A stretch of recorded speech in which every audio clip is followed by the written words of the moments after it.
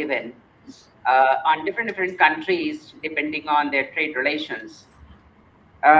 We, as Center for Business Law and Economics at HPNLU Shimla, thought to deliberate on this issue through certain forum, through certain medium, calling experts who are well known in the field of international trade law and taxation, maybe economics as well, who can deliberate on the issue and tell us about the nuances of tariffs and reciprocal tariff as such.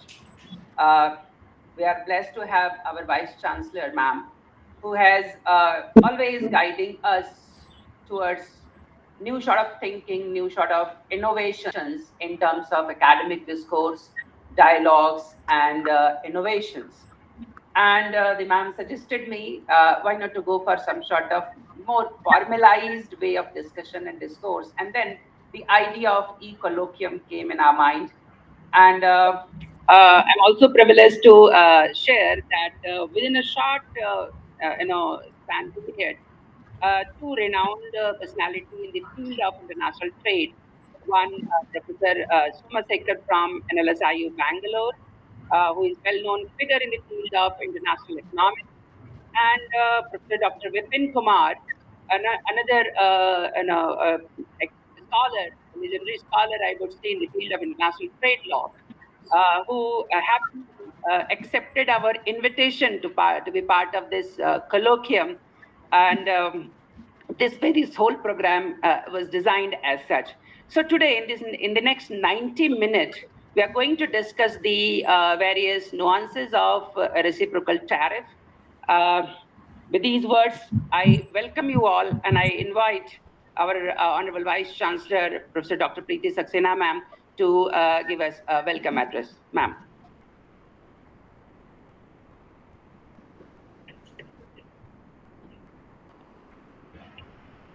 Good morning to one and all. On behalf of the HPNLU Shimla, it's my great honor and privilege to extend the heartfelt welcome to all our esteemed panelists joining us for this academic exercise dedicated to the dynamic, ever evolving, and of course, relevant field of international trade and economics. I'm truly delighted to have with us the distinguished panelist, Professor T.S. Somashekhar from NLS Bangalore and Dr. Bipin Kumar from NLU Jodhpur.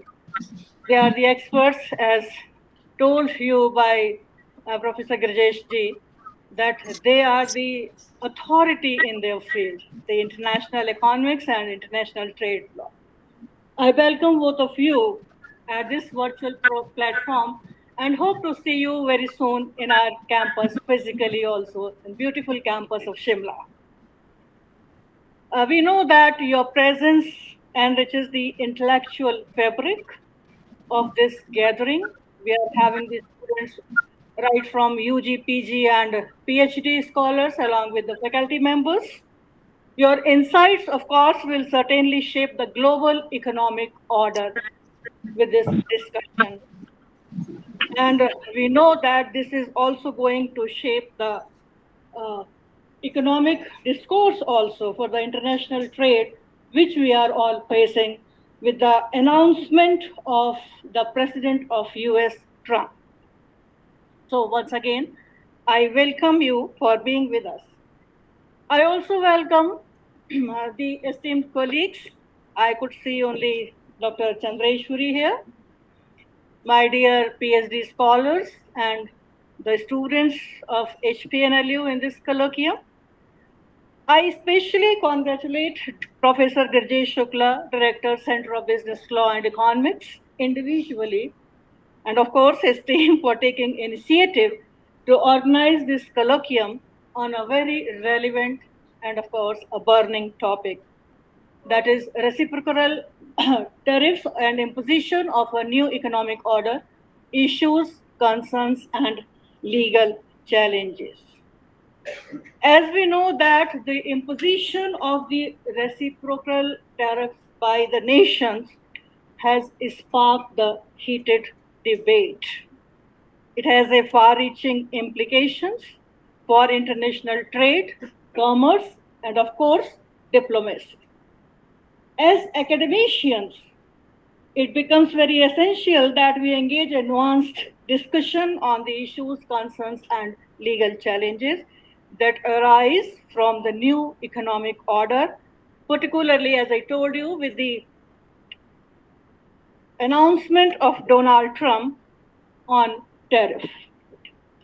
This announcement, we all know that it has surprised many, though it was not completely unexpected. We were all knowing that this is going to happen during the election in US.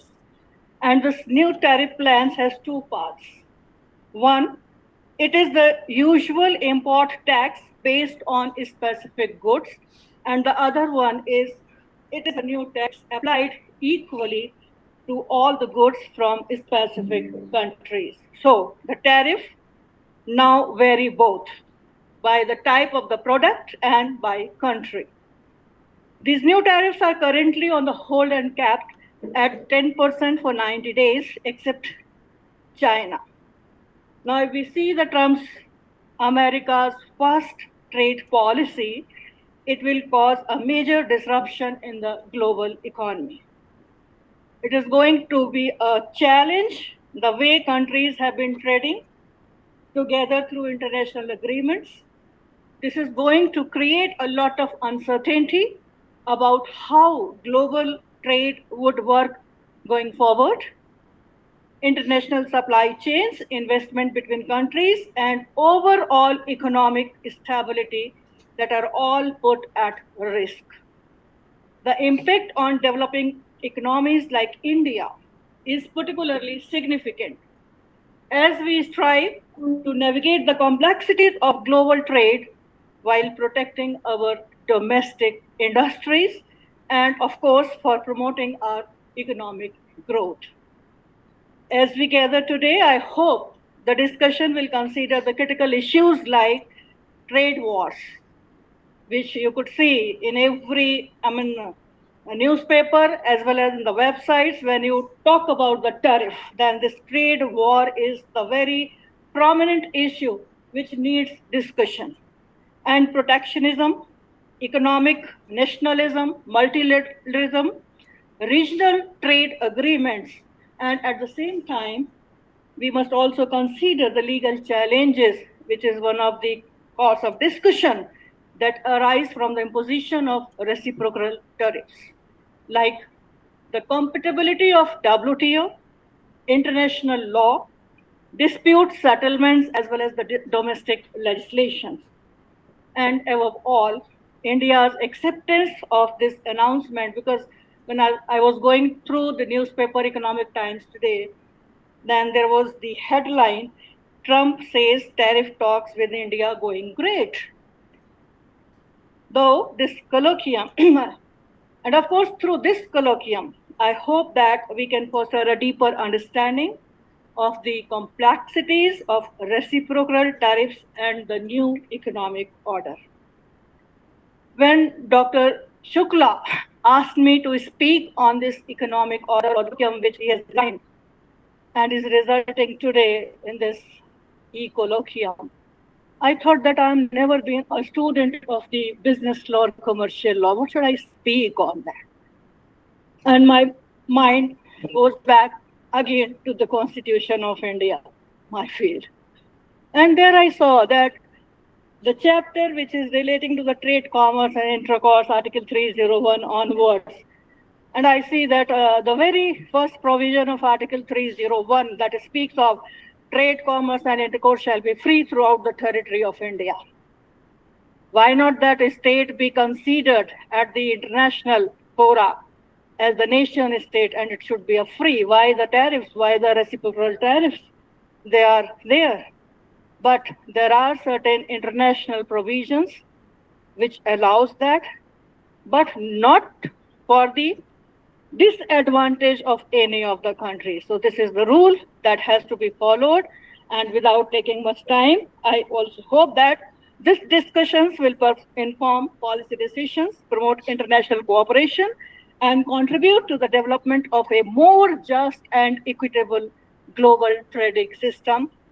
Thank you for your attention, and I wish you all a productive and engaging colloquium. So I once again welcome our speakers, panelists, distinguished panelists, Professor Somashekhar, and Dr. Bipin Kumar. Thank you so much. Thank you, ma'am, for this wonderful interaction and setting the tone for this colloquium on the issue of reciprocal tariff. This colloquium is going to deal with a very specific issue of tariffs and reciprocal tariff. Three of my team members have created a short of 10-minute presentation on tariff. I assume that we are going to start this colloquium from scratch. So many of you may not be aware about what tariff is, what it's all about, and what reciprocal tariff may create a kind of condition as such. So without taking much time, this 10-minute presentation by three of my team members would be interesting to underline and to begin with this colloquium. Thank you very much. We started very. A very good morning to everyone present here today. I am Anushka Kashyap, and within the course of the next few minutes, I, along with my co-speakers, will be introducing the concept of tariffs, reciprocal tariffs, and the current tariffs imposed by the USA upon everyone. The first question is, what are tariffs and how do they work? Well, as per Mr. Trump, the word tariff is, I quote, the most beautiful word in the dictionary. In simple terms, tariff refers to a type of tax. Now, in order to elaborate upon what such a type of tax is, such tax is imposed on foreign-made goods, which means that a tariff would be imposed on any nation which is importing either a manufactured good or an assembled good out of the country. Such tariff is to be paid by the imported businesses and is levied by the government of the importing country. The objective of tariff is really simple, in order to protect the domestic industry. If the price of foreign-made goods would relatively be more in comparison to the domestic goods, the domestic industries would get a better competition in order to survive within their own nation. Now, the important question is, why should we learn about tariffs? None of us here are stakeholders in multinational industries or international trade. However, how tariffs is important to us is the fact that all of us present here are consumers. Now, since I am the speaker, I would take the liberty to choose my favorite consumable good. Let's just take an example that a piece of cake is offered. If it is 10 rupee otherwise, and a tariff of 20% is imported on every piece of cake which is imported to India, the cost would rise to 12 rupees. Now, although that 2 rupee would be paid by the importing business, what is of significance to us is that the 12 rupee ultimately would be paid by each one of us. And that is how tariffs impact every consumer present in this country. Now, the important question is, the next question is, how do we go about reciprocal tariffs? Reciprocal tariffs essentially are a retaliatory measure which is imposed by other countries. For instance, if A country puts a tariff of 10% on the goods of B country, the B country would, as a retaliatory measure, put another 10% on the same country. Now, this has many positives as well as negative aspects. The positive aspects being that this can be used as a really good negotiating strategy. However, one of the negative aspects which is present before us is the fact that this could end in a never-ending trade war. Each of the country could go to and fro about going upon imposing retaliatory tariffs upon each other. Now, since every coin has two sides, reciprocal tariffs also, as stated earlier, have positives as well as negative effects. In order to help understand the topic a little more clearly, we have a 2-minute video presentation for everyone. So kindly focus on the video.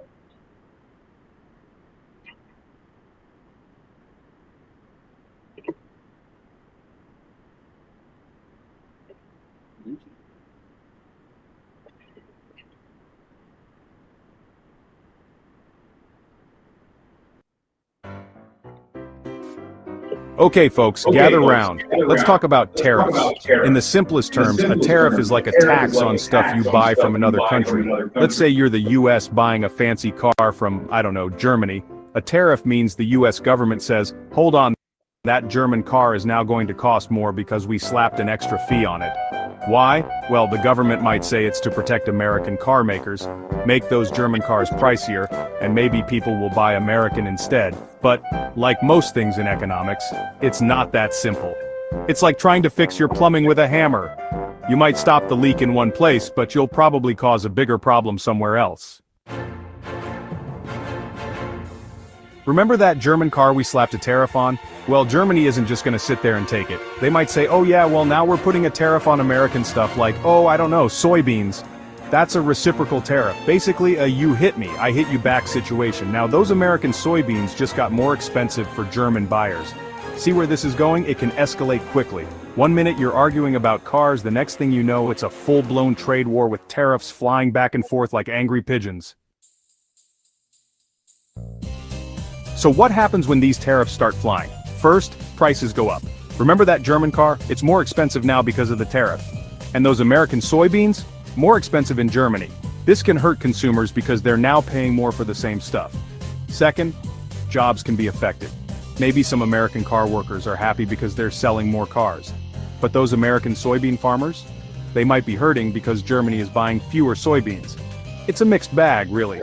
And third, trade between countries gets messy. With all these tariffs, it's like trying to have a conversation with someone who only speaks in riddles. It just makes things more complicated and expensive. Here's the kicker. Tariffs don't just affect the countries involved. It's like the butterfly effect. One little flap of a tariff's wings in one part of the world can cause a whole economic storm somewhere else. Why? Because everything in the global economy is connected. Remember those more expensive German cars? Well, if fewer people are buying them, that German car company might have to lay off workers. Those laid-off workers then spend less money, which hurts other businesses, and so on. It's a chain reaction that can ripple throughout the global economy. So the next time you hear about tariffs, remember, it's not just about taxes on stuff, it's about a complex web of interconnectedness that can have far-reaching consequences. And that, folks, is why understanding tariffs is more important now than ever.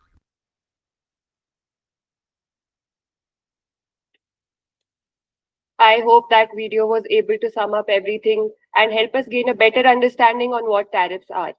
Now, the question of the hour is, why are we discussing tariffs in the current moment?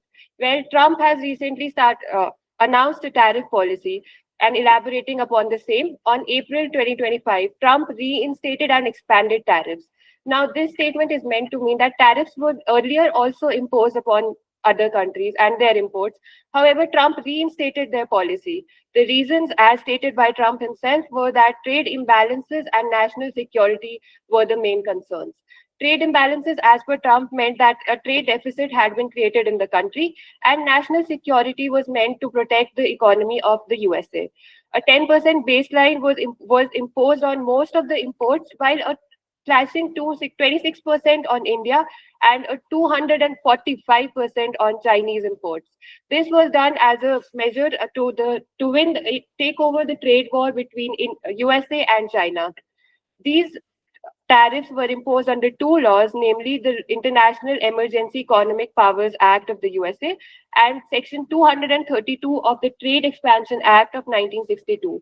Within this act, USA gets the power to use national security as a reason to put forward any economic laws in place, and hence these are the concerns which were raised so that today's discussion could take place. Now, I would like to hand the mic over to my very insightful co-speaker Varun Sharma to take over the rest of the concepts. Thank you.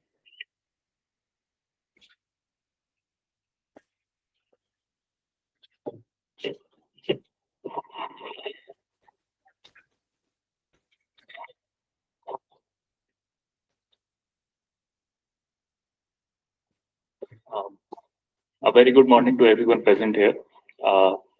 Now, this next leg of discussion will be focusing on the core ideas behind international trade law, the importance of free trade policies, and liberal trade mechanisms in the 21st century. To set out the theme for this next discussion, I take the help of an example of a Ford F-150 vehicle, which is a car manufactured in the United States. Now, President Donald Trump has justified his recent imposition of tariffs on other nations on the ground of protecting U.S. good manufactured goods interests. Manufacturing of a Ford F-150 makes use of all these components we see, such as an alternative from Canada or wheels from Mexico or tires from Korea, each of which face individual tariffs whenever they are brought into across the U.S. border. And President Donald Trump has imposed tariffs on all these nations under his recent policy changes. So we see how ultimately such policies make even domestic manufactured goods more expensive. And such global nature of goods is exactly why we need frameworks that protect liberal tariff-free economic practices or facilitate borderless trade. हमारे पास भी है ऊपर में दो white वाला हाँ नहीं हमारे पास भी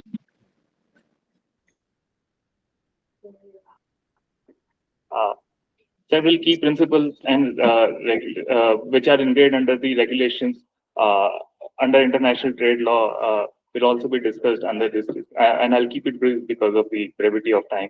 The instruments which primarily deal with the international trade law framework is the General Agreement on Tariffs and Trade, and the principal governing body is the World Trade Organization. The core ideas which are incorporated under these include the most favored nation principle, which prohibits nations to provide certain benefits to other nations which they are offering in terms of trade concessions or trade relief, and they shall not discriminate among the same. There are restrictions on the use of quotas and there are tariff commitments as well, certain tariff restrictions which they must stick to. There is the notion of anti-dumping practices. Dumping is essentially when one of the countries is selling its excess stock in another country at a very lower cost. It is also considered an unfair trade practice.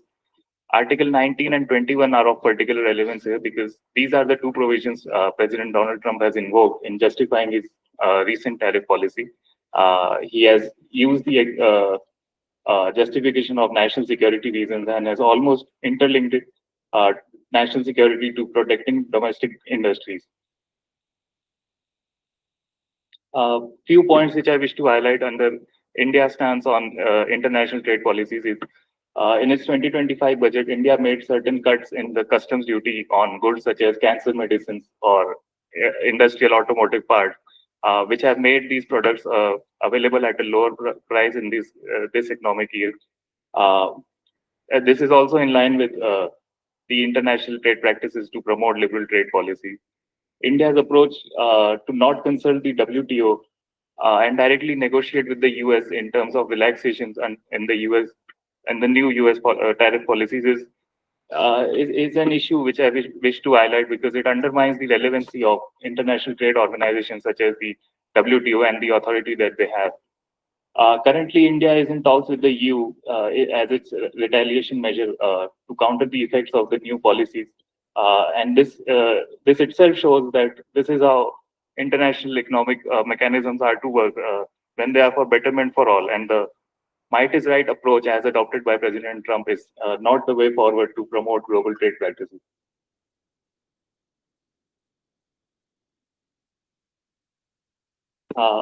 The current challenges which we face, and these are the questions I put forth for Professor Dr. Soma Shekhar sir, as he is one of the subject matter experts on this, is firstly, what is the scope of the interpretation of national security exceptions under the GATT, as has been claimed under the recent tariff announcement? Second, what is the relevance of systems and bodies such as the dispute settlement mechanism under WTO under these trying times when their efficacy is put to test? And what is the aftermath on the global economic order on the use of such reciprocal tariff policy measures in the 21st century? With that, I hand over the mic to Shaurya, who will be discussing the economic impact of such tariff practice.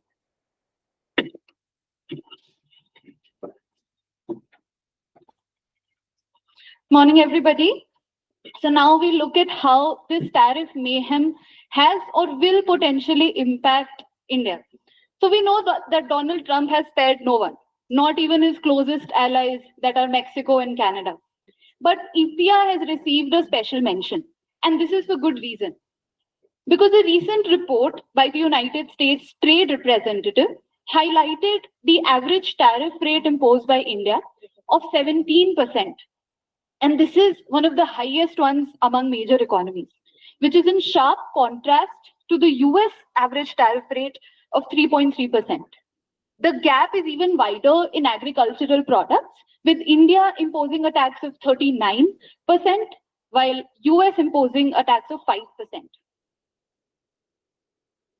Now, the aim, as claimed by Mr. Trump, is to reduce the trade deficit between India and US, which stands at a staggering 50 billion US dollars. However, this might be minuscule compared to the gap between China and US that stands at $3 trillion. Now, this essentially means that India has exported more to the US than it has imported from the US. And if our government wants these policy rates to be rolled back, we will have to import more products from the US and reach a balance of trade. Now, to have a quick look at how the stock market has reacted, 7th April was declared as a Black Monday on the Dalal Street. Our indices, Sensex and Nifty, fell sharply due to a fear of a global trade war and potential recession in the US. And we saw a market sell-off of 14 lakh crores in investor wealth. At the same time, a major party affected by these tariffs are Indian exporters. Now, these high rates will force them to find alternative export destinations and change their pricing strategies.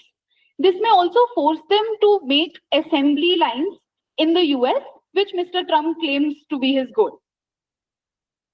Even the demand for Indian products takes a hit because their prices rise. Now, this depends on the elasticity of demand, meaning if the rate of demand is highly dependent on the price, with an increase in price, the demand will go down. A prime example of this industry could be the diamond industry. Now, the US is a major importer of Indian diamonds, and this industry in India will potentially be taking a big hit. Now, let's move on to the next slide and see how the rupee has reacted to this news. So on 4th April, we saw a record low of 87 rupees per dollar. And on the 7th, we saw the rate go down at 85 rupees, which was the worst single day fall since January. And most Asian countries have seen this drag down, right? However, India's rupee has been relatively stable and in fact is getting better. And this credit can go to RBI's policy of greenback selling. So this means that the RBI is now selling dollars in the foreign exchange market so that there is an increase of dollars in the market, indirectly making it cheaper and strengthening the rupee.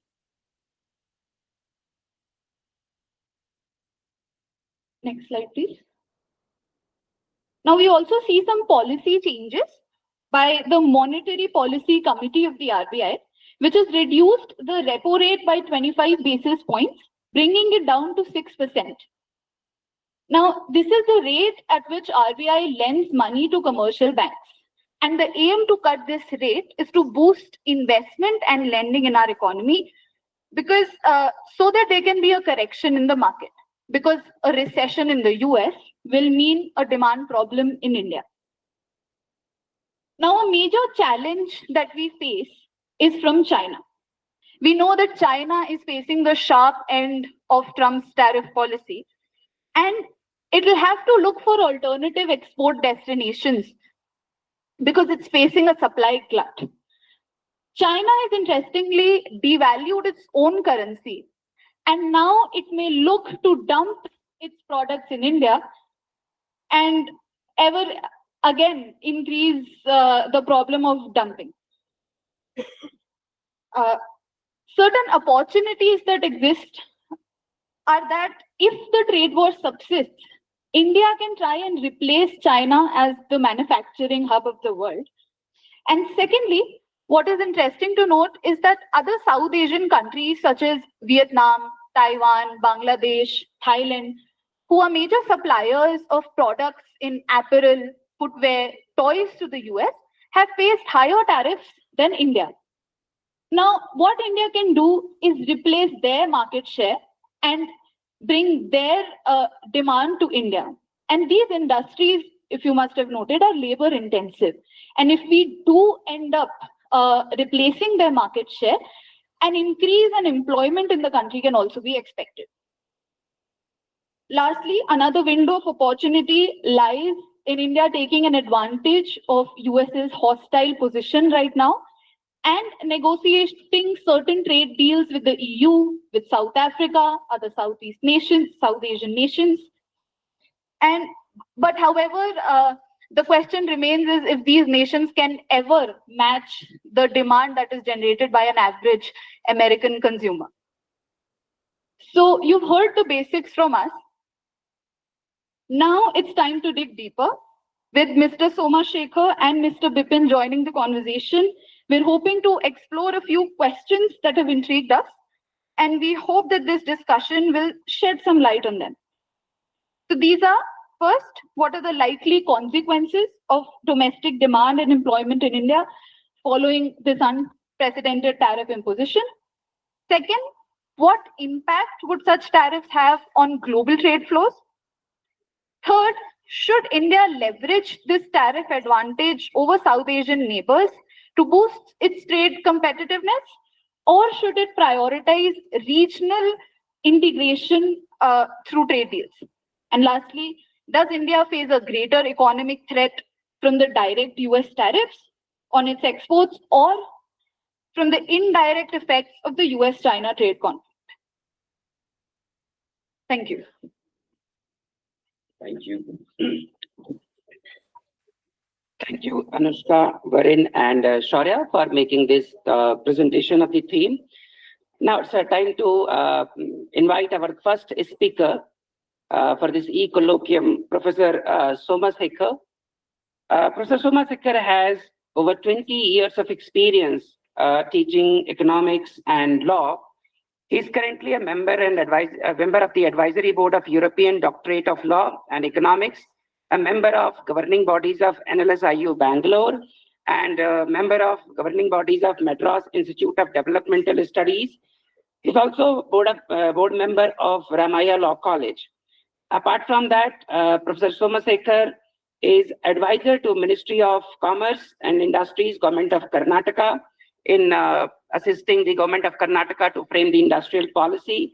He is also two-time United States International Visitors Leadership Program participant in the US, Global Visiting Professor at Dedman School of Law, Southern Methodist University, Dallas, Indian Council for Cultural Relations, ICCR, Chair Professor of Science at Paris, 2011.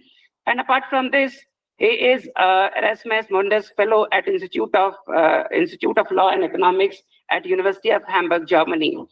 With these little introduction to our expert for today's as a first speaker, I welcome and invite Professor Soma Shekhar for his speech. Thank you, sir. Thank you, Professor Shukla. Thank you, Professor Saxena, for inviting me to this, and good morning, everyone. And a big thanks and congratulations to the students for the excellent research work and the presentation that they just made now. That just makes our life that much more easier. So I'll just do a quick gap filling and then try and answer some of the questions that you have raised. Firstly, about what reciprocal tariffs are. The tariffs are not exactly reciprocal. Reciprocal essentially means that, hey, you are taxing my cars at 20%, I will tax your car exports to me at 20%. That is strictly reciprocal. But that kind of intra-industry trade is not to be seen between all countries.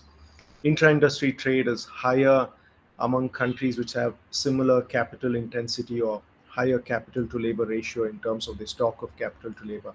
So for instance, trade between Japan and US, trade between European Union and US can have quite a bit of intra-industry trade where they export and import the same type of products. But that's not to be seen between all countries. So when it comes to India and US, our trade is not so much intra, it is more so inter-industry trade. So therefore, the tariffs that are levied here are not strictly reciprocal in the sense that they're on the same products. Secondly, they're not reciprocal in the sense that reciprocity means that you are charging me 30%, I charge you 30%. Well, that's not correct either, because the tariffs that the US is charging is actually more than reciprocal. Because if you calculate what you call as the simple average tariff rate that India has on the US, it's about 17%. And if you take the correct way of looking at the average tariff is the trade weighted tariff.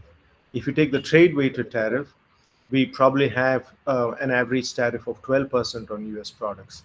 So the estimate that the US has that we have 52% tariff, and therefore they will charge us a concessional tariff of 26% is probably not the most accurate.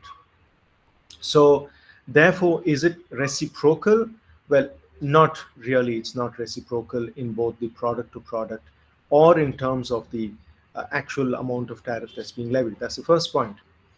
The second point is, of course, has been covered. Why is the US levying such tariffs? Well, it's for two reasons. Firstly, the US has been running a trade deficit. And let me be very clear. I say trade deficit, and we'll come to the next bigger term. It's been running a trade deficit for maybe about close to 30 years now. And it wants to correct it. And its largest trade deficit it had was with China, and then way back, the Trump administration, in the first Trump administration had levied similar high tariffs on China. And what it essentially did was it reduced gradually over a period of time deficits with China, but it increased deficits with other countries. So that's what it did. So it essentially caused a trade diversion away from China to other countries. Instead of China supplying these products, other countries began to supply these products. And also, let's not lose sight of the fact that China, shipped its imports through other countries. Okay, so that's one thing. So the reason is trade deficits, and that's the reason why they have reciprocal tariffs. The second reason is that they believe they're being discriminated against. As the allegation against the European Union is that, hey, you guys are charging VAT, value-added tax, and you know what, you're charging an import duty plus you charge a VAT, and therefore you're charging more than us. We charge only 2.5% tariff, internal sales tax on your cars when they imported here, but you charge much more than that. And that's the second reason why they're trying to do this. Now, so reason. Now, the next thing is, how do tariffs actually work? Now, it's already been said, and there's been a nice presentation. But tariffs, normally when a small country levies a tariff, when I say a small country, I mean the country is an insignificant buyer of this product in the international market. When such a country levies a tariff, it's actually going to adversely affect its own welfare. It's like shooting itself in its own foot, right? But when a large country levies a tariff, it can improve its welfare, overall welfare. When a large country levies a tariff, it's a large buyer of a product. So what happens? It forces international prices to come down, and it imports at a lower price. But with the tariff, consumers in this particular large country land up paying more. But then this so-called reduction in international prices, because this large buying country has levied a tariff, is called as a terms of trade benefit. And this terms of trade benefit can outweigh the negative welfare consequences of levying a tariff. And that's when we say that the country actually has an increase in welfare.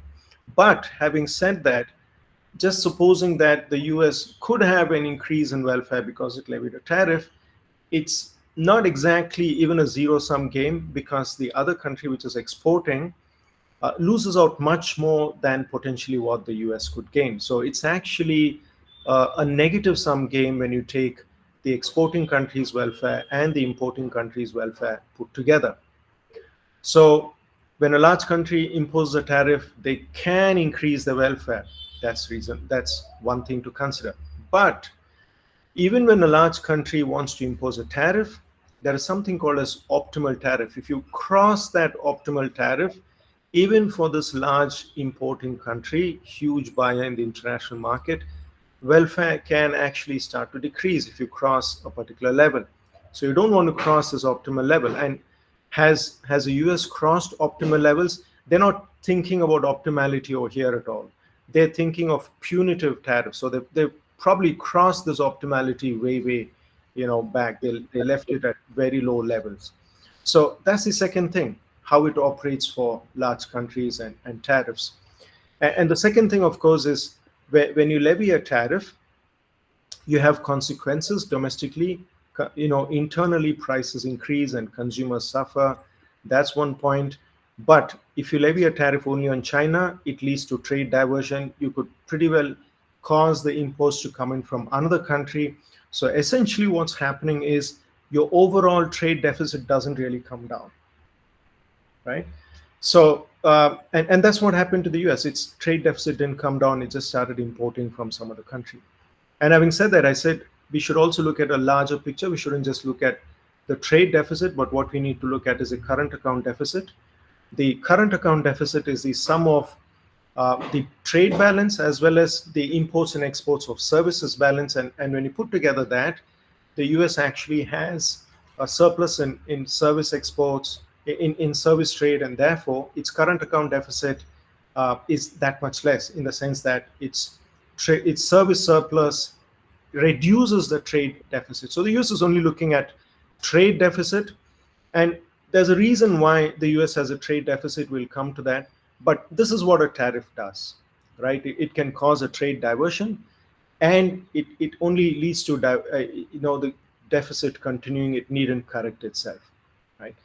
Now, the other thing that we need to understand is, okay, so how did we transit? We said, is it reciprocal? Why did they levy it? And how do tariffs work? Now, the fourth thing that we need to consider is, will this, tariff, this huge amount of tariff that they're levying, will it actually cause the trade deficit to correct itself? Not necessarily, again, because we have to understand the reasons for the trade deficit. The US economy is predominantly service-based, right? And they now want to move back to manufacturing. They want to get back that manufacturing. And that's not going to be easy. You can't do it overnight. You've got to do it over a long period of time, because there are many goods that you really cannot produce at prices that you procure it from the international market. And secondly, maybe you can't even make it. So you've got to set up the whole supply chain and the manufacturing process in order to try and make this. So what are you going to do till then? So that's partly the reason why, if you look at it, they have exempted certain strategic industries that they say from this entire tariff, because they know that you're not going to fulfill this requirement anywhere by yourself, anywhere in the near future. Now, and then next is, well, you're not just importing products for domestic consumption. You're importing products to put them together and also export them, which means that your export industry is competitive because you're importing it from somewhere else at really low prices. So your export competitiveness is going to get affected, and therefore even your exports can decrease. So will it help trade balance? It's still not looking so great. It could help maybe in some areas. Normally when you levy tariffs, when you have trade protectionism, the import sector benefits, but the export sector need not benefit, right? Because the other countries are going to retaliate, and as a consequence, your exports are also going to get penalized. But let's assume that the other countries don't retaliate as much. What's going to happen is that if you're going to be really so successful, cut down imports and increase exports, it's going to increase the dollar value. The dollar is going to appreciate in the international market. And then once again, the exports become not so competitive and imports become competitive, and you're back to square one. So it's not so plain that you levy tariffs like this and everything's going to be fine. There are many more complexities at work. And besides, there are other reasons why a trade deficit occurs. It's simply because other countries don't want to buy a product. They don't even want that particular product. You can't force a product upon them. So there's that reason as well, right? And then there are the complexities of international capital transfers, which affects the value of the dollar. If there's a lot of capital inflow into the US, well, that in turn can keep the US dollar very strong and prevent its exports from becoming more competitive. So we also have to consider international capital movements, right? So will these tariff corrections, will these huge tariff levies lead to correcting the trade imbalance? It's a mixed bag. In some in some importing industries, it could help, but it can also affect the dollar value and it can affect your exports, and there could be retaliation, and so it's not very clear. It needn't happen, right? It's got to come from competitiveness, right? Now, so having said, will it work? Now let's come to um, what about the WTO? Well, I think that's a big question that we've got to ask, and not now, but actually from since the past 7 years. We all know that the WTO dispute settlement body has, appellate body has come to a standstill. The reason being is that the US objected to, the rulings of the WTO dispute settlement body, saying that they're going past the mandate and some rulings were not so favorable to the US. So, the membership, or the appellate body members, those who form the, judges of this particular body, have to be approved by a consensus of the members of the WTO, and the US has refused to approve it. And ever since, I think, about 2018, you don't have an appellate body. So in the dispute settlement body in the WTO, you first have, consultations between countries which have a problem. They reach out to the WTO, signal that they have a dispute, they have consultations, then they ask for a panel creation.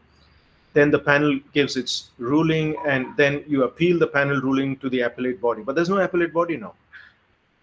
So practically meaning that the WTO process stops at the panel level, and therefore it doesn't go further. So it's broken down.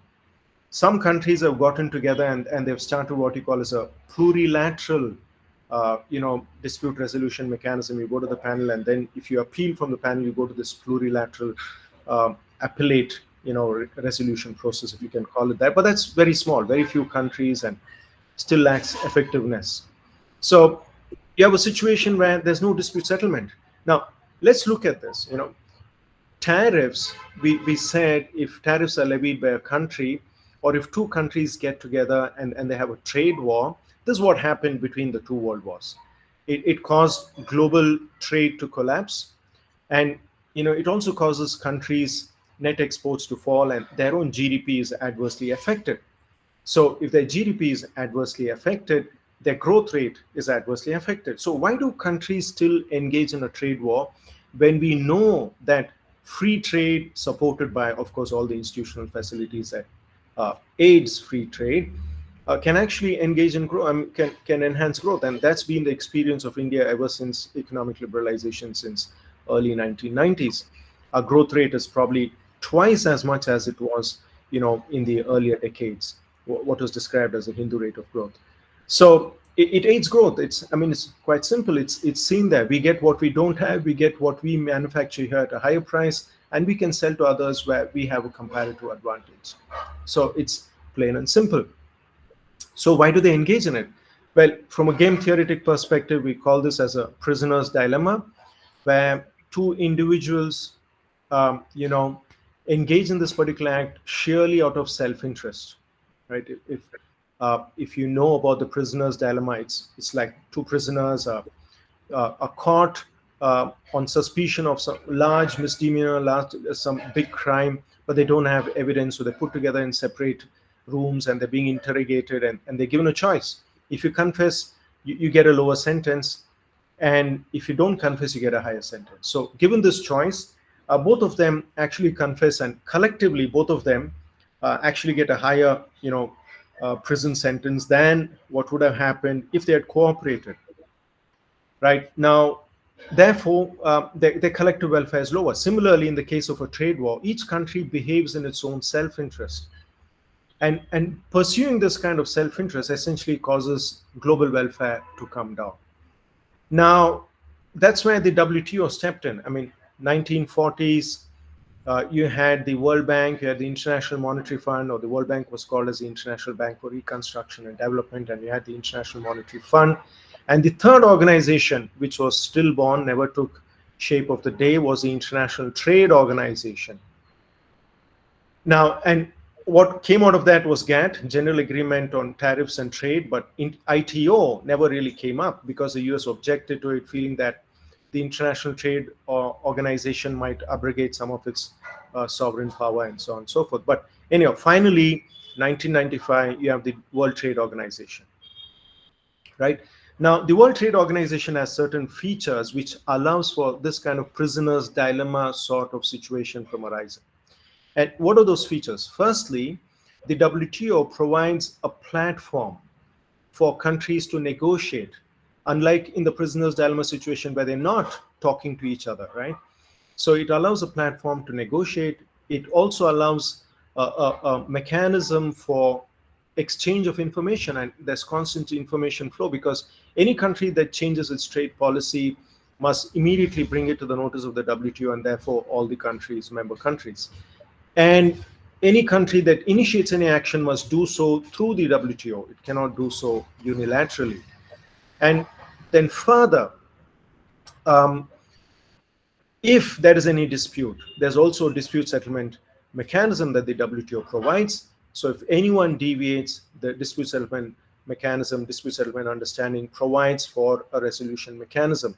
So in this way, it allows for cooperation to take place, right? That's what the WTO did to prevent this kind of prisoner's dilemma sort of a breakdown from happening. But unfortunately, single large countries, economically large countries, can still bully the system, like the US, brought the appellate body to a standstill. So there still is this problem where consensus is required for that. So the WTO is literally, at a standstill now. The new round of negotiations not going anywhere. The old round of negotiations, we said, was more friendly to the developed countries, and the developing countries didn't get, an equal share of the agreement pie, if you could say. But it's going nowhere. It's going on, and in between, countries are preferring regional trade agreements, and we'll come to that. So the WTO is at a standstill. But nevertheless, what has the US done?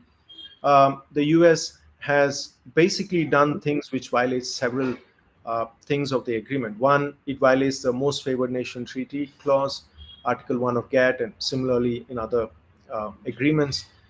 You got to treat every country alike. Whichever country you're treating in the most favored manner, you got to use the same tariffs for every other country. Now, that's not what it's doing, because it has China differentiated, it's charging China different tariffs. And even before that, it had basically different tariffs for different countries. So that's violated. Then the next thing that it's doing is it's levying tariffs unilaterally. To do anything like this, you got to go through the WTO, and then after the WTO dispute settlement body has looked at it, then you take action after you authorize. But that's not what it's doing. Then the other thing that it's doing is, as rightly pointed out by the presentation, is that Article 21 of GATT and similar articles in GATTs and TRIPS and so on, security exceptions. Article 21 allows countries to deviate from the agreement when you have national security situation. Right now, the US challenged this. There were 3 or 4 cases. The Russia goods in transit case, and US steel and aluminum, I think. And then you had the Saudi Arabia IPR dispute. So you have a couple of this, and the US has always challenged the WTO, the dispute settlement body's ability to review an action taken by a country which is taken in the name of national security.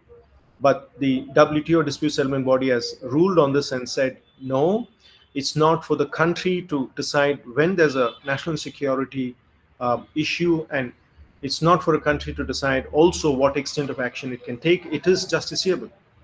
So the WTO panels and appellate bodies have ruled on this and have said, no, we can look at this, and it's not only for the country to decide when it's a national security issue. And also, they look at whether the action taken has a correlation with the essential security interest that's being talked about. So in the US case, it was blatantly seen as a protectionist measure, as it is very evidently now. It's not a national security issue. But we don't have a dispute settlement process in the proper manner over here. So there are many things about the WTO rules that are obviously violated very clearly over here. And the next thing is, so that's about the WTO and the law and what's happening. Now, with respect to India, there are opportunities, there are pains and opportunities. We are looking at the opportunities.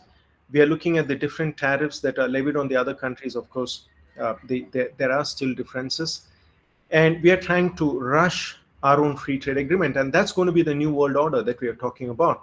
We are not looking at the World Trade Organization now, which is literally not moving anywhere, right? So we are looking at a new world trade order where you're going to have bilateral negotiations again.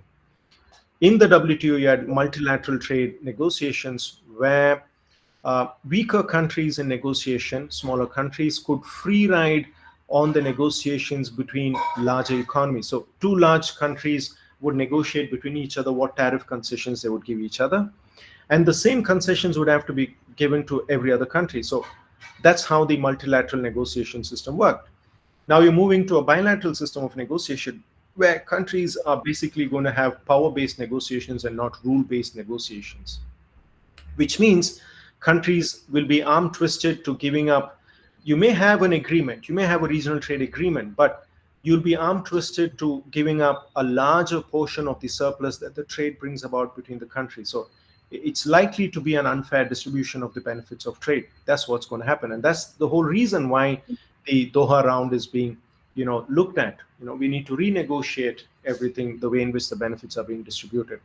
So for India, we are racing towards an agreement. We precisely wanted to be the China plus country, right? We wanted to be an alternate partner in the distribution of various things that the global industrial network needs. We want to establish a manufacturing base because it's employment intensive, and we have a huge problem with unemployed, educated unemployment being large. The unemployment ratio for mid-20s to mid-30s is the highest percentage. Now that's critical for us.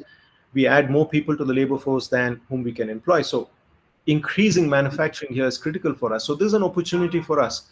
Racing through with this agreement can possibly give us some chance to be a manufacturer of some of the products that China now supplies globally. But it's not going to be that easy. It requires an excellent supply chain, which China has built up over decades, and it is really far ahead of most countries in terms of that. Quite a bit of our imports from China also go into our exports. Like in the case of pharmaceutical products, we import a lot of APIs from China, and that goes towards our exports. So our exports could also be challenged right now because they may be viewed in terms of value addition, not really Indian made, because there's a significant amount of Chinese value addition that comes into our products. So it's not so simple to easily replace China, but it's a start. And we got to work on this optimistically so that we can occupy the space, maybe in textiles, maybe in steel, maybe in pharmaceutical sector, maybe in APIs, which the Indian production linked incentive scheme that has been built up is now trying to aggressively promote. Maybe in electronic goods, we're looking at smartphones and so on and so forth. But it's something that we got to push at. So yes, there are things that we need to work at, but we'll be looking at bilateral negotiations. And we're not looking at multilateral negotiations.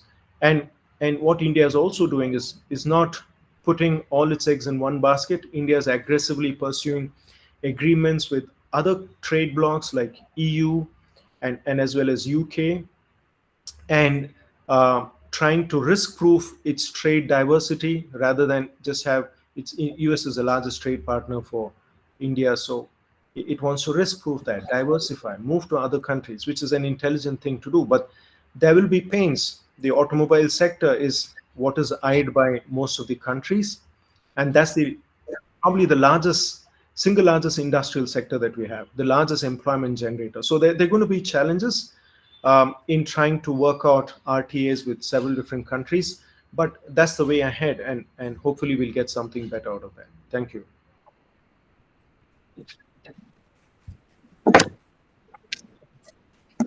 Thank you, Professor Somasekhar, for dealing in detail on the issue of tariffs and reciprocal tariff, and what a I would say positive remark at the end of the statement that probably India is opening, not keeping all the eggs in one basket, but rather opening parallel trade talks with other countries, and as well as group of countries. So I believe that the American hegemony will be somewhere questioned in terms of regional kind of economic cooperation, and talk with these economic regional cooperations. Thank you, sir.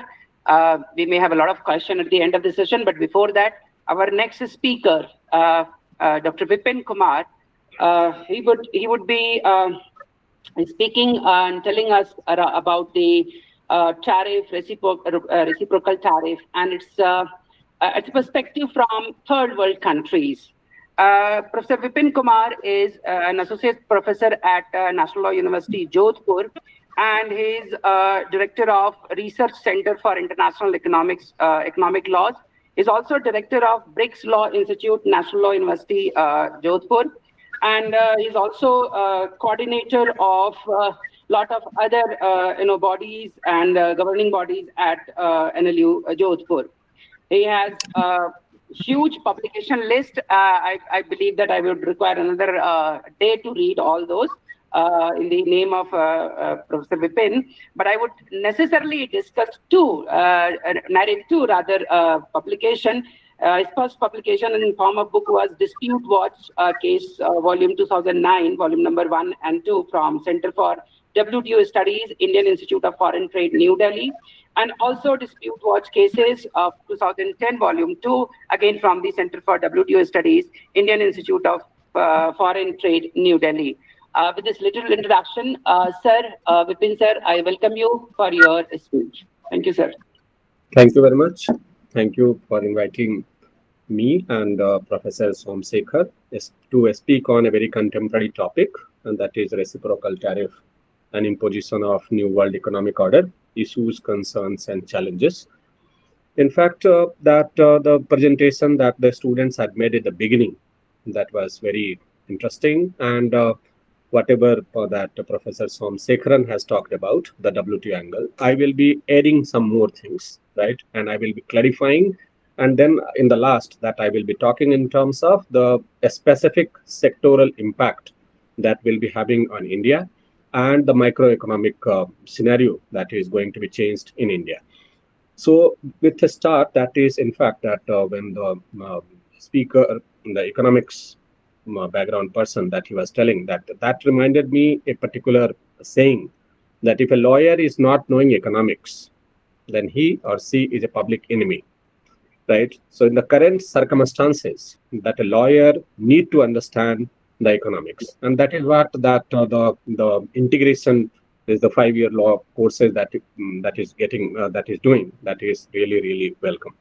So that is in fact that when we started this WTO formation in 1995, that led the establishment of the rule-based system, and that is against the power-oriented system as we had earlier during the GATT era, 1947 to 1994.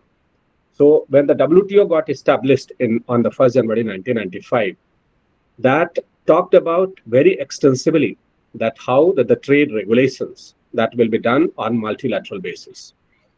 Of course, that the two basic principles that WTO is having is in fact considered to be MFN, most favored nations principle, and the second one is the national treatment, that we combine it and call it, that is in fact non-discriminatory obligations at the WTO, right? But doesn't mean that the WTO is in fact talking in terms of the non-discriminatory principles only.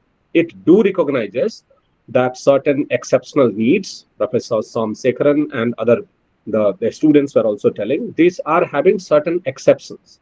For example, that general exceptions for the purposes of, let's say, the morality, environment, living life and other things to protect. And of course, the controversial one, specifically this security exceptions, Article 21 exceptions, and the safeguard exceptions, that is popularly known as economic exceptions, that President Trump had tried to that implement that in the current scenario. And then that RT exceptions, that I call it regional trade exceptions. And interestingly, that even this, if you call it Reciprocal Tariff Act, that is also that RTA only, that Reciprocal Tariff Act that is there. The term that is there, this is very interesting to understand. The WTO is based upon reciprocity, right? The term, the reciprocal, how that it comes. So when we talk about reciprocal, that as President Trump in his Liberation Day speak that he had talked about, and the executive orders that he had passed. The Reciprocal Trade Agreement Act of US 1934 that we are having, and that allows the president to have that the reduction of tariff or inking of any trade agreements. So that is what the term now comes, is reciprocal tariff. Otherwise, when we talk in terms of international regulations, WTO is not based upon reciprocal arrangement. WTO is based upon reciprocity, right? So reciprocity in the WTO context are of two types. The first is a specific reciprocity, and the second one is diffused reciprocity. When we talk about a specific reciprocity, and that is in fact that is the subject matter of that when you do bilateral arrangements, or rather to say then the present popular term that is there is regional trade agreements terms. So that when you in fact that enter into a regional trade agreements, then you can have that the specific tariff, right, as that President Trump has tried to do it.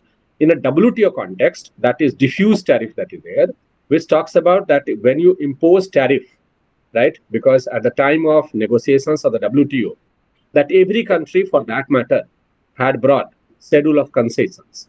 So schedule of concessions that is there, that if you combine that MFN Article 1 read with Article 2 of this GATT 1994, and that talks about how the tariff will be imposed. The question comes that whether that the countries are permitted to change the tariff, and then only that if you combine this Article 2 of this GATT 1994, which is considered to be schedule of concessions, which is in fact consists of two types of tariff. First is the bound tariff. Bound tariff means that whatever tariff, the range of tariff that the country will be imposing on the products that is getting imported or getting exported. That is in fact considered to be that is there in the range, right? The countries are permitted to impose the tariff less than that or equivalent to that, right? So in this regard, the question that is very pertinent question the students were raising, and that is very pertinent even Somsekharan was telling, that is in fact whether countries can increase the tariff, right?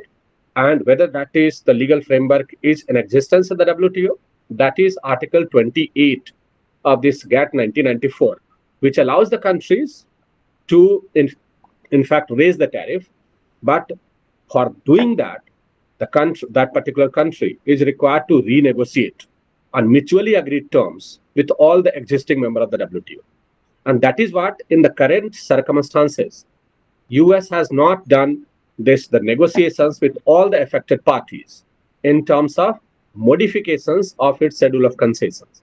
So of course that combining this Article 1 and Article 2 of this GATT 1994, US is in fact violating that the basic principles of the WTO, and that is considered to be that MFN read with schedule of concessions, right?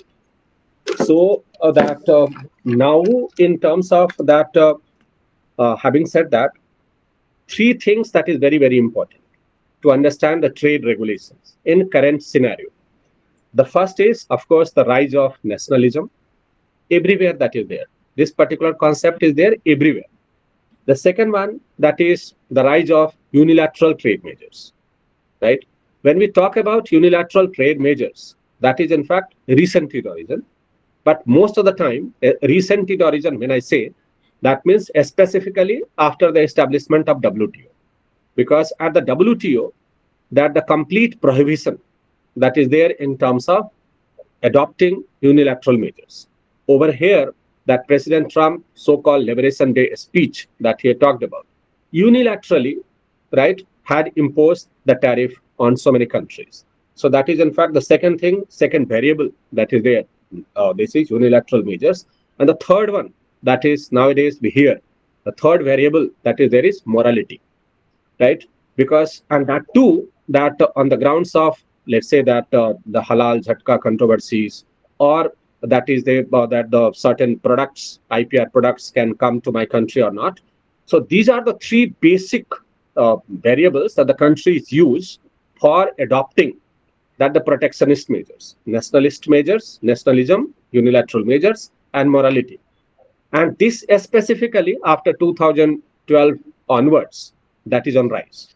And that is what that creates, that creates a situation where the rule-based system is getting, in fact, damaged, right? Because when the rule-based system is there, that as contrary to the power-oriented system, that specifically country like India or country like-minded countries can be benefited. It is different matter that when this rule-based system was introduced, that different kind of feelings that were there among the Americans and Europeans. But slowly and gradually, we had learned this rule-based system and try to, in fact, make sure that how our industry or how our domestic policies can be there. With these three variables, in recent times, that is, in fact, comes the fourth variable, and that is considered to be industrial policy. And the whole debate of this reciprocal tariff imposition that is getting done by the US is in fact focused upon that whether WTO can regulate the industrial policy of the country, because when we talk about the regulation of industrial policy, that automatically comes the subsidy regime, right, the dumping measures that is there, and so-called debate that we are having in terms of that whether countries are allowed to protect their measures or countries can go for protectionist measures. So that is what, if you see that the President Trump first era, that the presidential term, and now the second presidential term, that he is advocating, or many countries like-minded countries started advocating that industrial policy should be outside the purview of WTO. When that industrial policy becomes the outside the purview of the WTO, what will be left, right? Sorry. And combining with the present day appellate body crisis, right, where WTO is in fact becomes very weak, because the countries that adopting those measures, which is contrary to the WTO provisions, because there is no existence of this appellate body review since 2019, where the last man standing from India, incidentally, Ujjwal Singh Bhatia, was the last appellate body member. When he retires, that is in fact, that appellate body is not there. So when the countries are adopting any measures for advocating nationalism, countries are advocating these unilateral measures, countries are advocating so-called moral arguments for bringing that the protectionist measures for trade, since there and combining with this so-called industrial policy debate, then in that case, it looks very clear that whether WTO is having any teeth, right? Because we all know that when this WTO came into existence, the American scholars have started telling that this is because of the existence of this appellate body, that WTO is considered to be the crown jewel. The dispute settlement understanding of the WTO is the crown jewel. But now, since the countries are adopting these unilateral measures or this nationalistic measures, or this, they are trying to make sure that the industrial policies are outside the purview of the WTO, then in that case, it looks the WTO days are in fact, or WTO needs to correct itself, right? With this, that now I will tell you that what is the basis of this, what are the reasons that the US had cited for bringing this unprecedented, that the policy change. The first and foremost is that International Emergency Economic Power Act that they had invoked. The second one that they had invoked Trade Expansion Act of 1962. And the third one that is there is Section 301 of this Trade Act of 1974. Right? Interestingly, the third act that was earlier also getting challenged and that was struck down by the WTO. But since currently that there is no, that appellate body is in existence, so this particular thing, they are citing two reasons. They are citing two reasons for the purposes of this unprecedented move. The first is national security, and the second one that the structural trade imbalances. Right? Now the question is, under the current legal framework of the WTO, whether they can do it or whether they cannot do it. So keeping in mind the national security related matters that is getting governed by this Article 21 of this GATT 1994, which for the first time had been in fact scrutinized by this Russia tariff case, right, very recently, in which that US was a third party and US was arguing, right, that in order to decide the security concern of a country, the finality of those security measures, that means whether that is allowed or not, that should be decided by the country itself. Although it is different matter that the country which was advocating that the security enforcement and supported by US, they had lost the case, right? So now under the present circumstances, the case law indicates very clearly that if a country is imposing the security measures under the WTO framework, they will not determine, they will not say that our measures are justified. It can be scrutinized, right? Because when you see this Article 21 of this GATT 1994, right, that talks about very clearly that this is not the self-measurement, but that is in fact the panel can see it. About this structural trade imbalances, right, that is coming into the fore. We know that in the WTO context, there are three claims. The violation complaint, the second one is non-violation complaint, and the third one is situational complaint, right?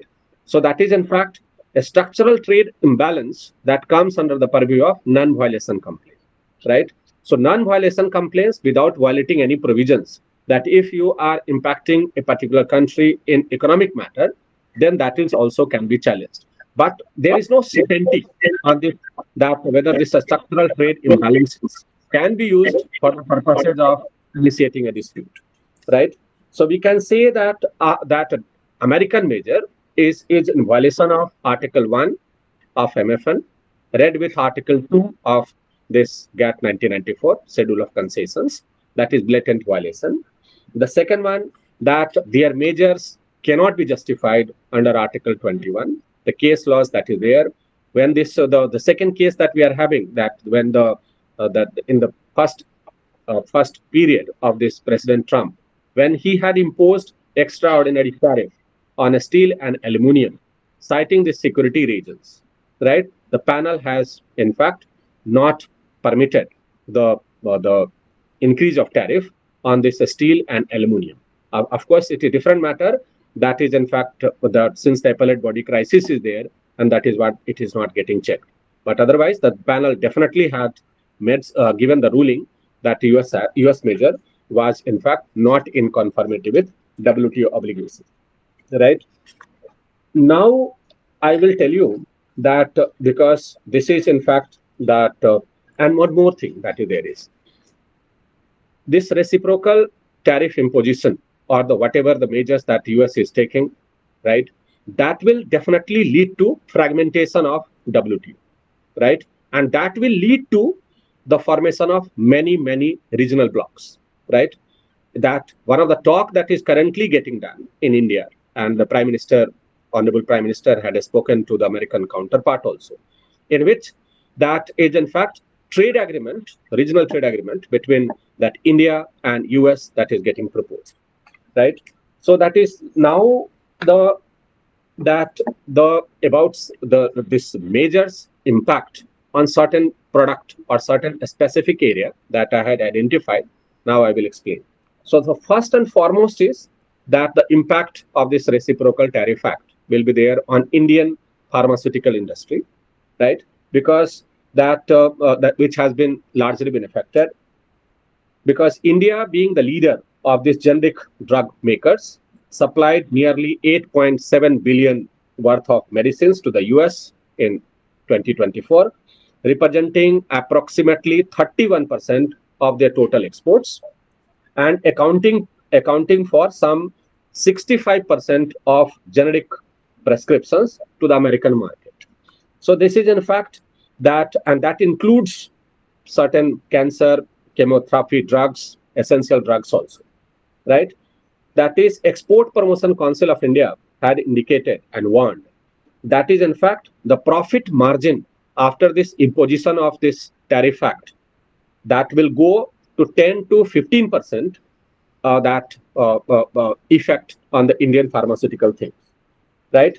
And that will lead to that because this is impact on India. But when we talk about the so much export that was taking place to US, there is also a warning that has been there. There will be significant shortage of those drugs even in US, and that is what the Professor Somsekharan was telling. That is in fact this is also crisis. First is crisis, and then that crisis there is opportunity also, right? Although that because some people might argue that this is on April 3, 2025, that the President Trump had declared that the sanctions against these pharmaceuticals, which is in fact waived, but that waiver that the measure that has been adopted by the US is very temporary, and if it is renewed, right, and which is in fact that every chance that we are having, right, then in that case this creates a great uncertainty in the leading sector of this export potentials that India is having, and that is pharmaceuticals. This is first impact that is there. The second one that is there is in automobile sector, right? Automobile and auto parts, these two areas considered to be in fact constitutes a cornerstone of India's manufacturing export strategy, right? And in 2024 that US imported 474 billion worth of automobile products from India, right? Including that this 220 billion passengers vehicles, right? And that India's share, although that was very smaller, included both complete vehicles and robust stream of auto parts.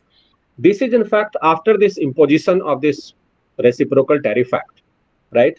India's price competitiveness in US market gone down and promoted these automakers to reconsider its exports plans. And two companies, that is Tata Motors luxury arm, that is Jaguar Land Rover and other things, that they had in fact made sure that they had stopped the shipment to the US in terms of the Jaguar Land Rover. So that is in fact that recent times that this increases. And this is not only that the completed vehicles, but also the auto parts that is there. So the risk of production slowdowns, both in India and United States, that is there because of this reciprocal tariff imposition. The third sector in which that the impact will generally be felt, that Professor Somsekharan also touched, and that is in fact gems and jewelry and textile industries, right? Both are labor-intensive sectors reliant on this US consumer market. Since the tariff, the students' presentation that was there in the beginning, that if the tariff will be imposed, the price of those products in US will be on rise. And that is what the gems, jewelry, and the textile industries, in which that we are considered to be the leaders, that will also be affected by this reciprocal tariff imposition by the US. And then, see, this is very interesting to note. The textiles, right, earlier was regulated by MFA, Multi-Fiber Agreement, that has came into being in 1957, and that was regulating textiles trade on quota basis.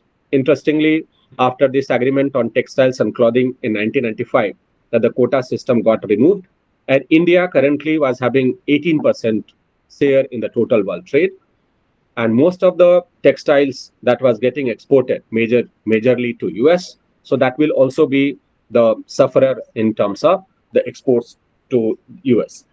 These 4 sectors I had identified for the direct impact that is there. Certain microeconomic consequences that will be there. That first and foremost is that the bilateral trade surplus, which was there in favor of India, right? Because of this imposition of this Reciprocal Tariff Act, that will go down, right? And that will create that, as a Standard Chartered, that is one of the analysts that they talk about, that uniform 10% US tariff hike could save 50 to 60 basis points of the India's GDP. So since this tariff has been increased, that will lead to, that is in fact that the impact of India GDP, a very significant one, right?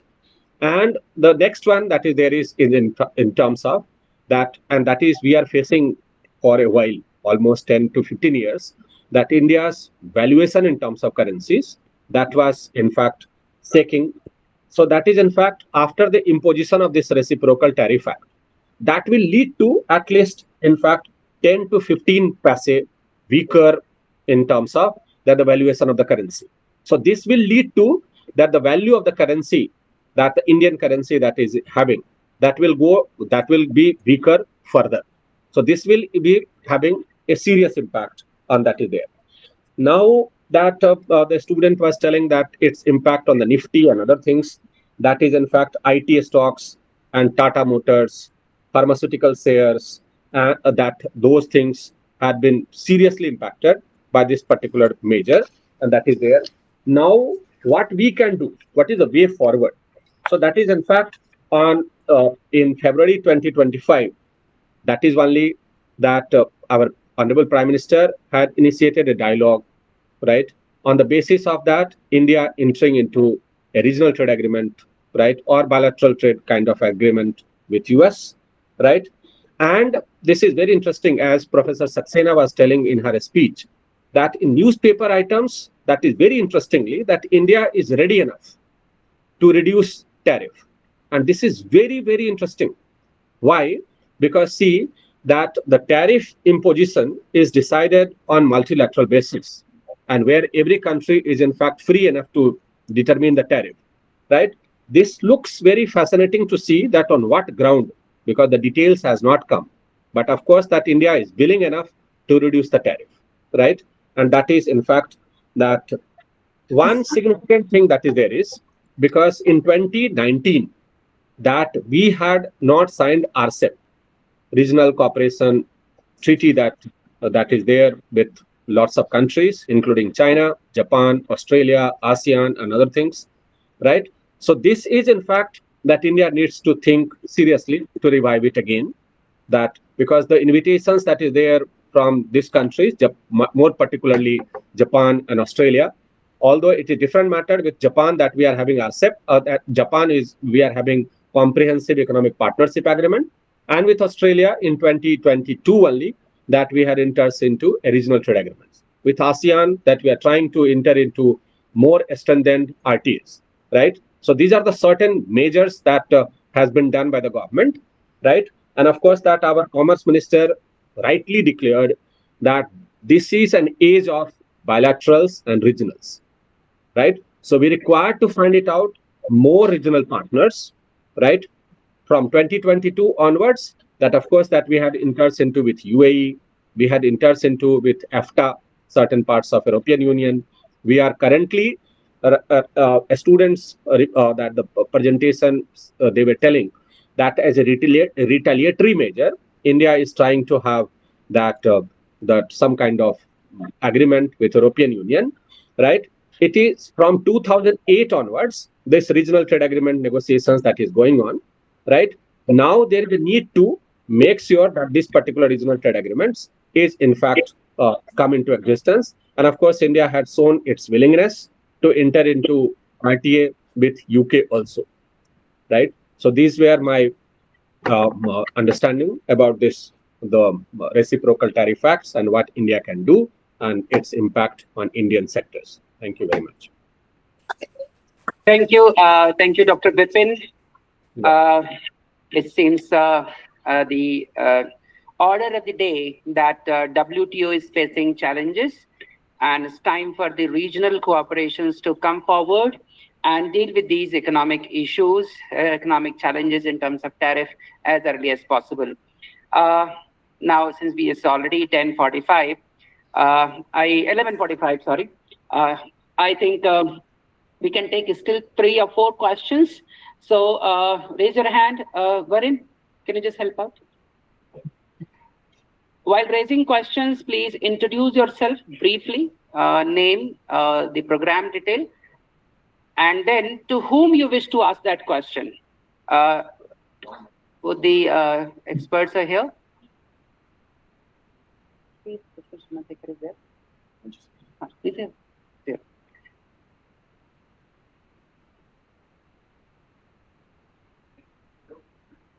Little loudly. Little loud. Yeah. No, no. Not out. Hello. Good morning, sir. Thank you for the session, thought-provoking session. My name is Raghav, and I am a 5th undergrad student at HPNLU, currently studying BBLLB. My question is for Mr. Bipin, sir. As we know that given that WTO established to regulate trade amongst nations and explicitly discourage universal unilateral tariff increase, has seemingly not prevented developed countries from engaging in trade wars. We can take example of US-China trade war, which was seen recently. And as Mr. Bipin had pointed out, it raises question regarding the legitimacy of the WTO. Considering this, should we consider in long term of replacing WTO with a new global trade organization, or should we accept the current evolving global order as it is?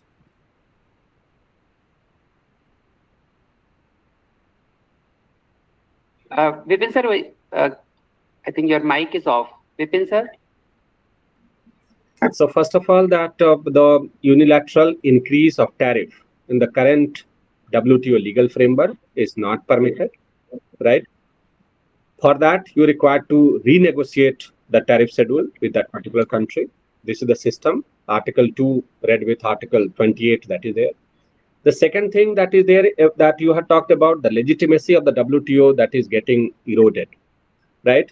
Of course, that this is a very challenging time for trade lawyers, because the first time in the world, first time in the civilization's history, that any trade agreement which at multilateral level, which was considered to be binding, right?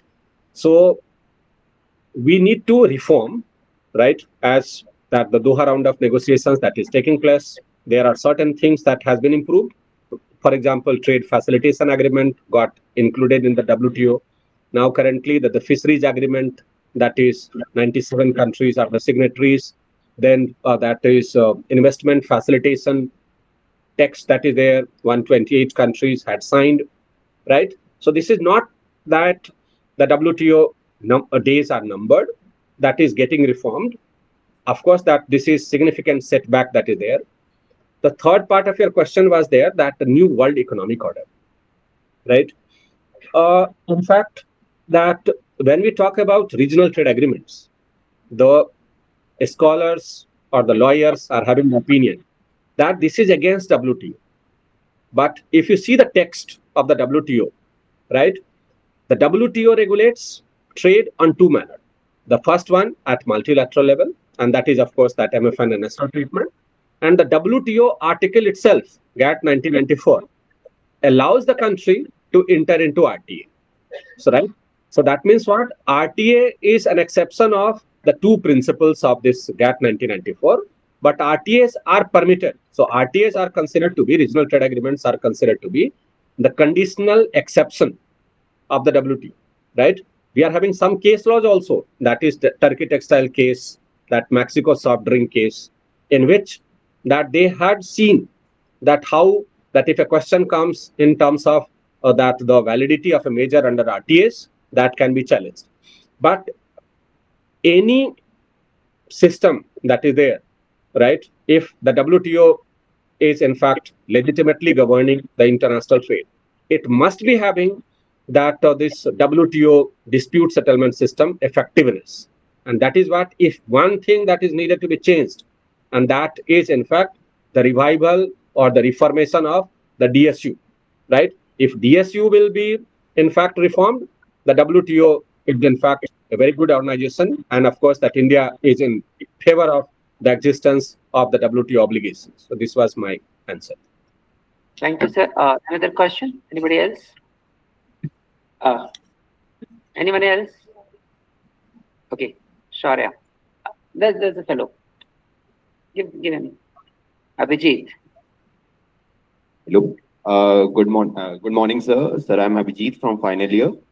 Sir, my question is specifically to a topic which was touched upon by Somsekhar, sir, which was the point of currency offset. So, sir talked about a standard model whereby tariff appreciates the currency value of the home currency and depreciates the value of the exporting country. That's the common economic model. But when the so-called Liberation Day happened, it was seen that the opposite was taking place, whereby the US currency was depreciated rather than appreciating, and the currencies of developed countries, I believe in the news it was G10 countries specifically, which were appreciating in context of the US dollars. So I just want a point of view of how that was contradictory to the accepted model of economic policy, the currency offset. Yep. Thank you. Next question. Well, there are different reasons why the currency appreciates or depreciates, but essentially it's all based on the demand and supply of currencies in the market. If the demand for dollar in the foreign currency market is greater, well, the dollar will appreciate, and vice versa.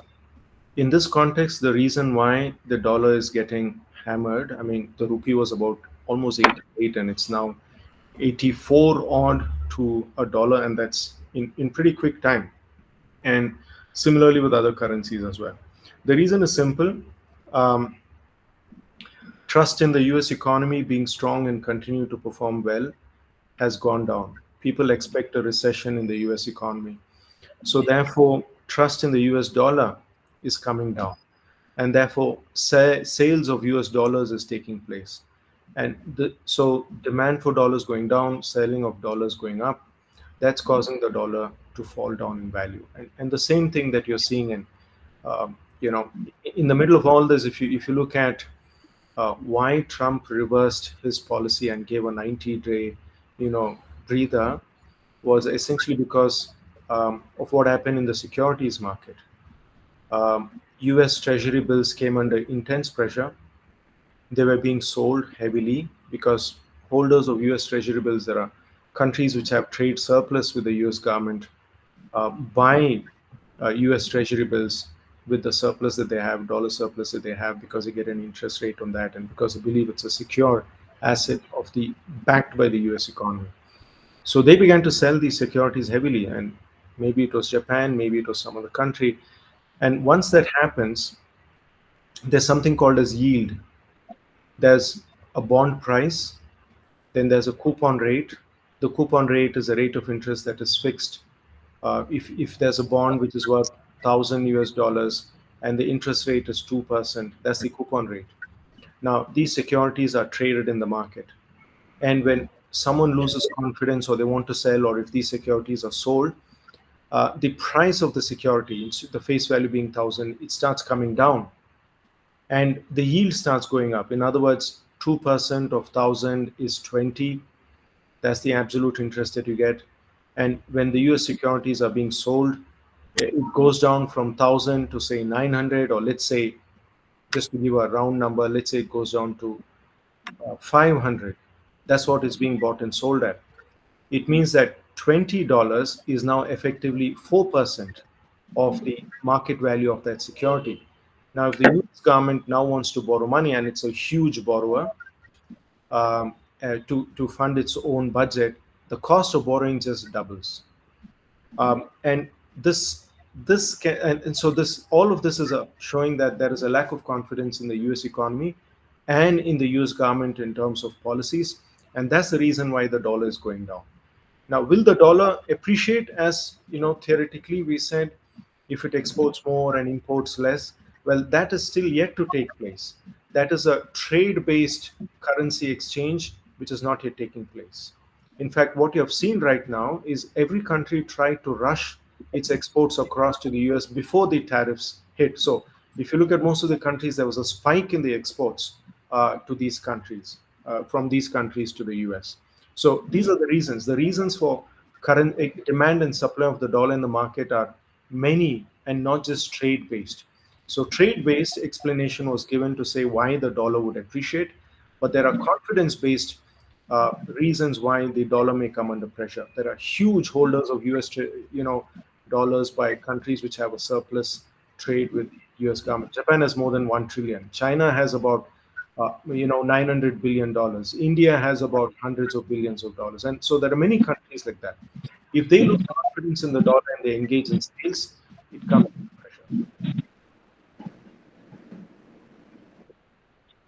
pressure. Is there any other question? Okay, thank you. Varun, you can take your seat. Okay, last one. Good morning. I'm Shaurya. I'm a fourth-year student of BBLLB. So my first question is to Bipin sir. So we know that the US bond market is suffering and it has seen losses. And Mr. Donald Trump is now trying to get interest rates for borrowings decreased from the Federal Reserve. So do you think that tariffs are just a clever way of trying to get these interest rates of borrowings reduced? And my second question. Sorry. Go ahead. That's it. Thank you. Yeah. Thank you. Dr. Vipin. Yeah. In fact, that will lead to understand that how this ESCM agreement on subsidies or countervailing measures, that is in fact governs, right? So of course that their measure can be checked by this ASCM agreement on subsidies and countervailing measures, and this is not permitted. Thank you. Thank you, sir. Yeah. So this will bring to the end of this e-colloquium. As a tradition, I'm supposed to give a vote of thanks. So thank you, Professor Somasekhar. Thank you, Dr. Vipin, for joining this colloquium and sharing your expertise, experience in this complicated, complex area of international trade, tariff, etc. Thank you so much, sir, for joining. My special heartfelt thanks to our Vice Chancellor, Madam, who has always been a guiding force behind all of us to think beyond the, out of box and organize such kind of event, which is more in a sort of discourse than mere lecturing. And thanks to Dean Academic Affairs for always helping me out in these kind of academic activities, my other colleagues. And thank you so much, students, for joining here right in the morning after having your breakfast, I believe. It's time for another lecture, so I will not take much time. Thank you, one and all, for making this a success. Thank you so much. Thank you, sir. Thank you. Thank you.